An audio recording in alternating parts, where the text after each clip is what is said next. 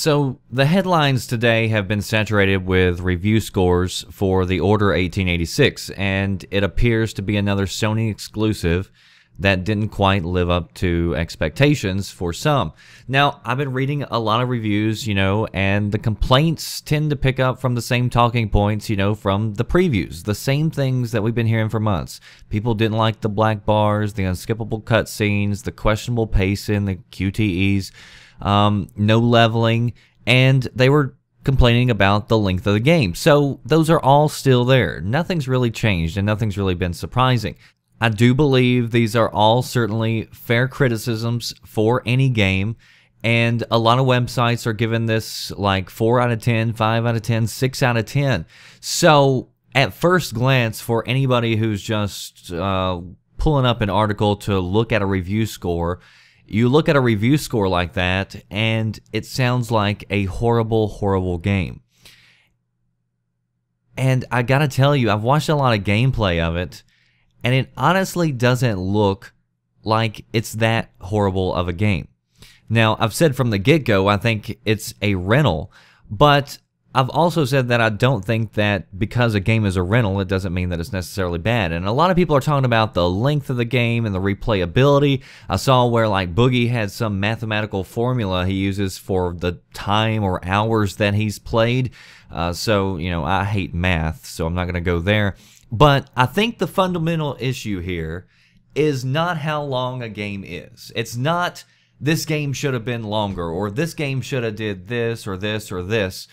But I think the problem is publishers believing that every game is a $60 experience.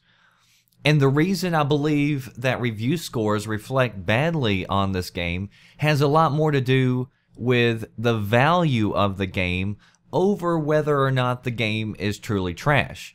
I think if The Order would have been promoted as the game that it is, they told you this is a cinematic third-person shooter that's heavily focused on storytelling, but it comes with some of the best graphics you can find on any console, and it was the price of $35 or $45, I honestly think this game would have been received a lot better.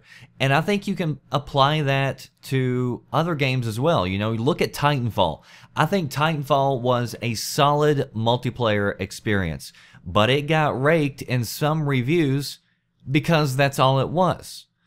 And it wasn't that it wasn't a solid multiplayer experience, it was because the value wasn't there. Titanfall, even though I like the game, even though I've put in a lot of time in the game, I've gotten a lot more hours out of Titanfall than I'll probably ever get out of The Order. But the difference is, in my opinion, not the amount of time that I put into a game, but the overall value of it.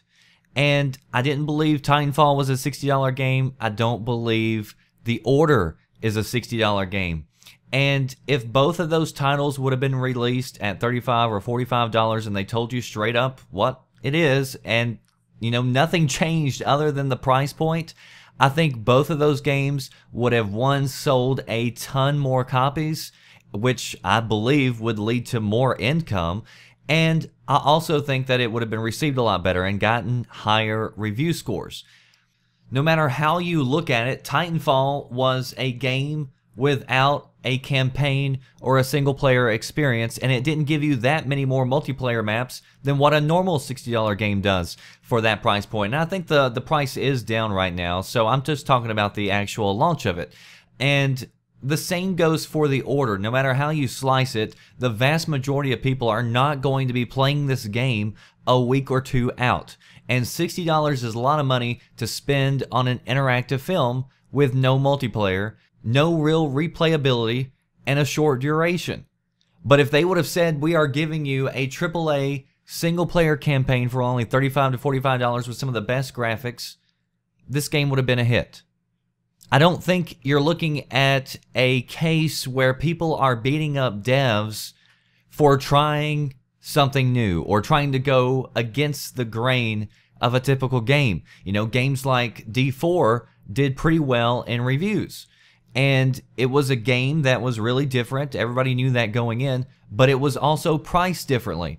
So I think it's unfortunate, you know. I think they've got a good setting. I think they've got clearly talented artists. The gameplay doesn't look terrible. I think they've got a good setup maybe for a future game if they want to continue this series. But it boils down to whether or not this is an experience that is worth $60. And it just doesn't look like it is. Some games you have to play to truly experience it to make it your own. This game, I feel like you could really watch it on YouTube and get pretty close to the same experience. So post below, should games be priced according to their content and value? Should publishers stop slapping $60 on a game just because it's exclusive? You know, some people are going to argue that they have to price it at that point in order to make their money back. But you know, there's two schools of thought. You can either sell products at a high price and sell fewer of them, and by the way, also take a hit whenever it comes to people looking at the value of it. Or you could sell it for less and sell more copies of it. And then also maybe you'll get a few more points due to the value of it. I do want to point out the gameplay you're watching is from Broken Games HD. He was kind enough to let me steal this, and so go check out his channel. He's got a lot of good videos already up over the Order 1886. You can hear his impressions, and he's getting ready to release his review of the game. So go check out his channel. That does it for me, The Red Dragon. I'll see you next time. Thanks for watching. Are you listening? Damn.